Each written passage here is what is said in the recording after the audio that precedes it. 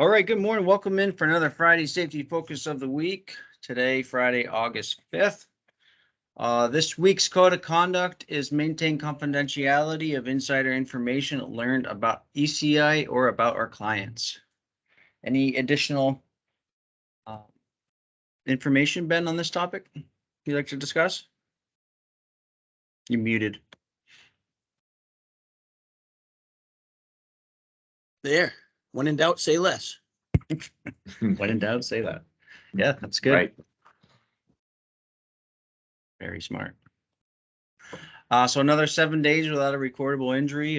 Good job this week. A lot of changing parts, a lot of moving, changing conditions, weather related or not. So again, let's maintain our safety systems. They're working well for us. So again, just let health and safety know if you need any further assistance, if it's confined space, underground locating and excavation, fall protection, whatever it may be.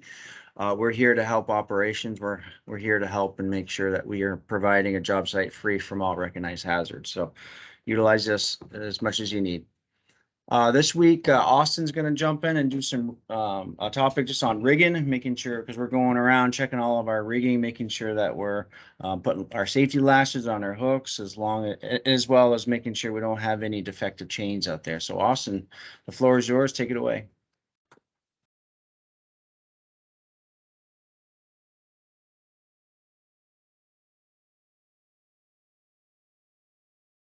All right, is everyone seeing that?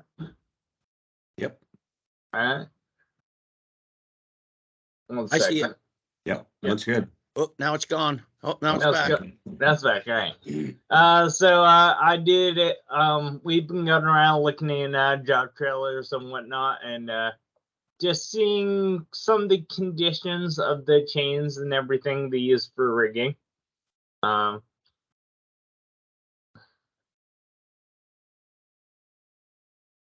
So basically, your chains, you want to inspect them before use.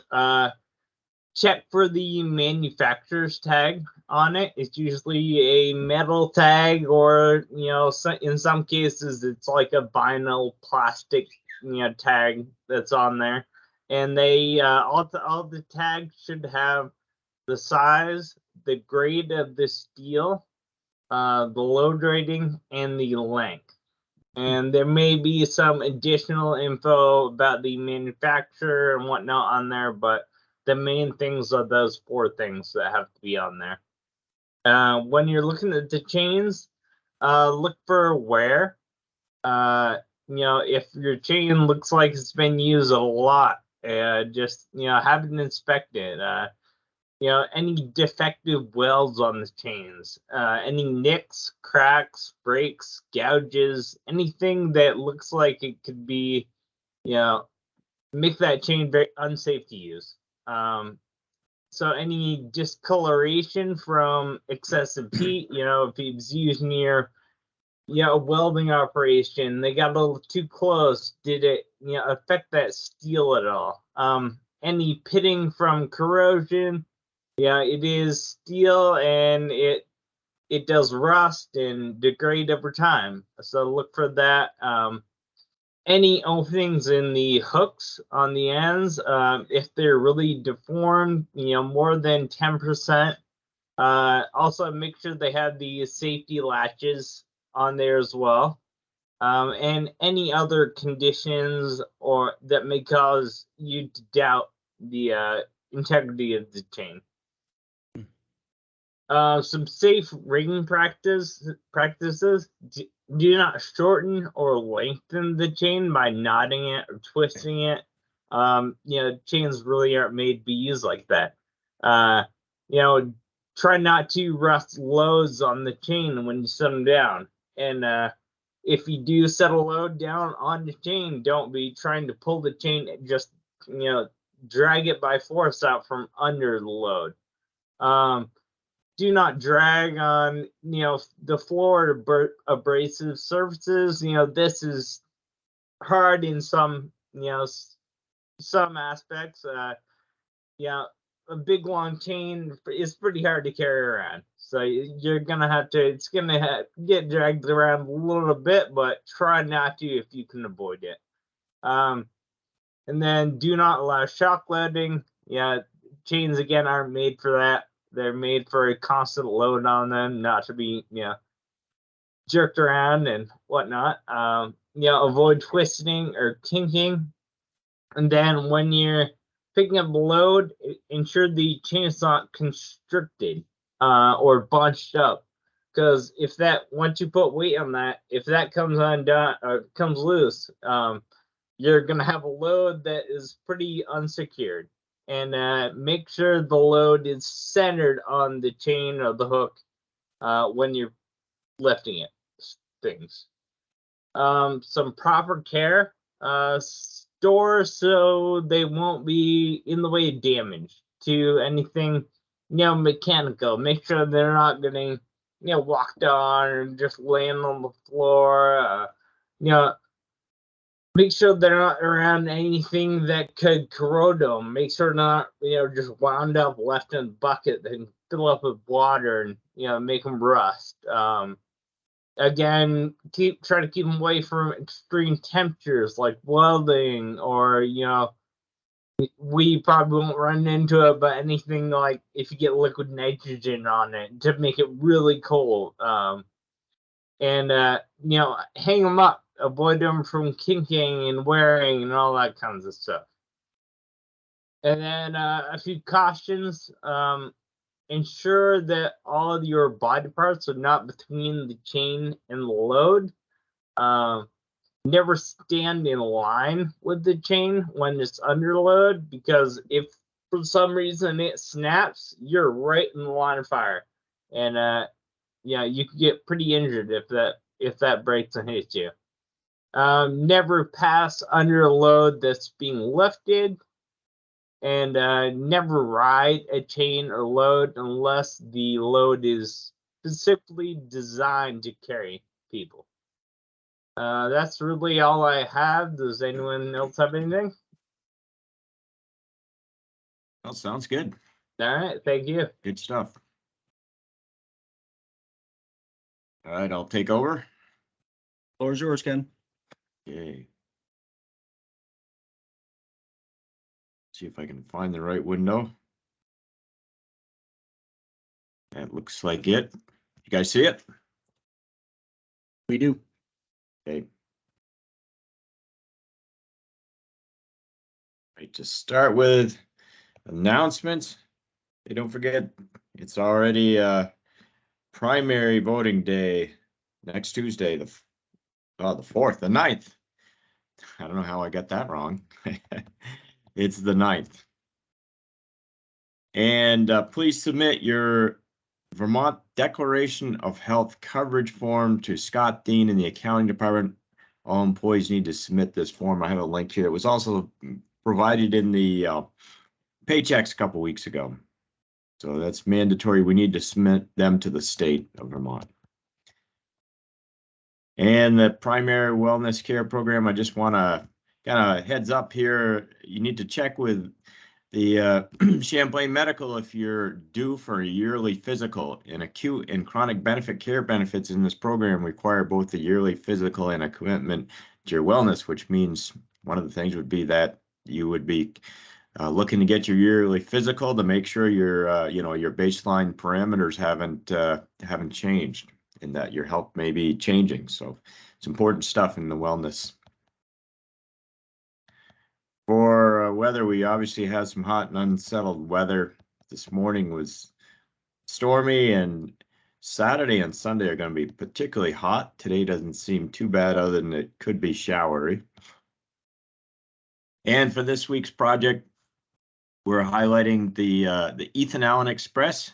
Probably heard about it in the news this week. It has been extended from the Rutland terminal up to Burlington, so you can hop on a train and go all the way to New York City from Burlington. So this long-awaited Ethan Allen Express first departure out of Burlington occurred last Friday with a ribbon-cutting ceremony, inaugural ride for special guests from Burlington to Virgin Station, and lots of media attention, as you probably noticed. Myself and Ben McKinney were invited to the event and proudly represented ECI. Project has involved many construction contracts, several of which ECI has worked on, including the recent track work bike path relocation, grade crossings, and signal work in the Burlington area. On top of that, in the past few years, ECI has been involved as a subcontractor on 2 different contracts at the Vergennes station relocation. And ECI was specifically acknowledged for our work as part of the project team by Secretary Joe Flynn from VTrans in his speech, and other officials we saw at the event, including VTrans, the Vermont Railway, and other stakeholders also expressed their appreciation of our great work done by our crews. And the last time it was regular passenger service out of Burlington was 1953, so it's going on 70 years, so it's well overdue. And the initial funding for the extension of the service to Burlington was secured by former Congressman Jim Jeffords in 2005. So that's a big part of it. And Jim Jeffords, who's no longer alive, was a big part of the system and transportation funding in Vermont. So at kind of it seemed like a long trip of 7 hours and 34 minutes to New York. The $75 trip by train is just a couple hours longer than driving straight through, though. Of course, it always takes at least me longer to drive by the time you add in stops for brakes, fuel, and especially if you take a wrong turn or searching for parking. And then, of course, you have to, if you do take the train, you can avoid some of the hassle of driving in the city. So let's see here. We got some pictures. There's the first train, first departure, getting ready at Union Station's behind there, kind of in the background, where people were starting to gather when we showed up. And this is the big shots there.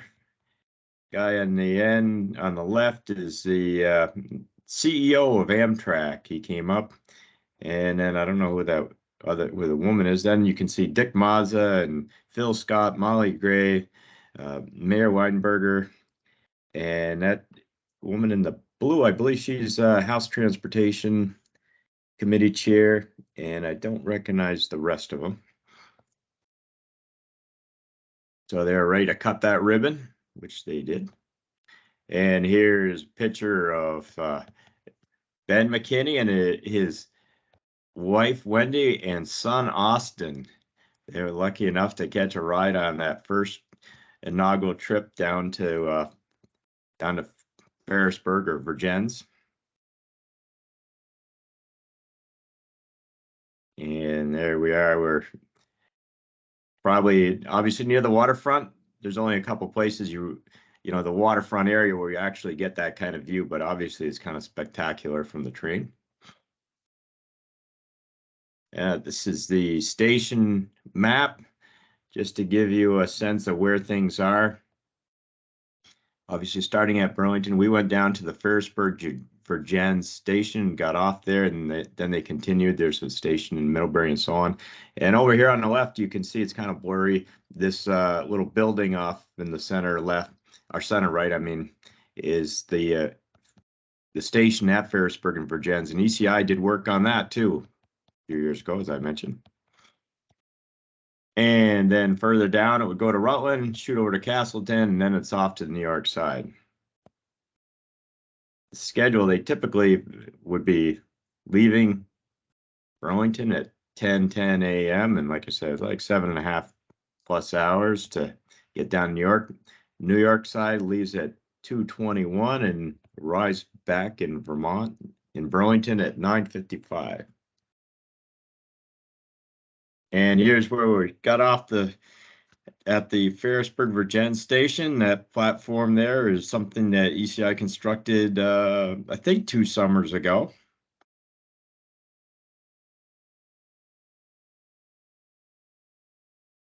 And there's the building, the station at Ferrisburg Vergennes. And you can see it's set back a fair amount from the tracks. I'll show you the archive picture shows the previous location in Vergennes, and you see how close it is, but nice and spacious out there. This is located at the Park and Ride in Vergennes or South Ferrisburg. And then I got this picture from, who knows when it was, but this is the same building, and this is an old passenger train, obviously, with people gathering to get on or to get off or both. And the station is, like I said, a lot closer to the tracks. I don't know the date of that. I sourced that photo out of this UVM Digital Library Landscape Series. A really cool thing, collection of old photos from around the state. So that's what I got. I'll turn it back to you, Matt and Austin, and have a safe day out there. I think it'll hopefully the electrical storms are past us, at least for today. Thanks, Ken. Yeah, really cool stuff there. Yeah, made me proud to see all our work there and see it come to a successful start on this whole Ethan Allen Express. The state has been waiting for it, and the railroad has been waiting for that for a long, long time. Yeah. I think there's going to be more commuting between like Middlebury and Burlington, or probably not. Well, no, not this train. The timing of the back and forth doesn't work well, but it's supposed to bring a lot more tourists from New York City and big metro areas. It'll be convenient for people, especially if you don't have a car, and you live in the city. You just jump on at Penn Station, and then you arrive in Burlington, and then come up to ski or enjoy Lake Champlain or whatever. Nice. Very informative. Well, thank you all for joining. Decent attendance this morning. So if you're watching a group setting, please send me a message so we can capture this morning's attendance. Let's be safe today. Let's have a great day. Okay, see you later.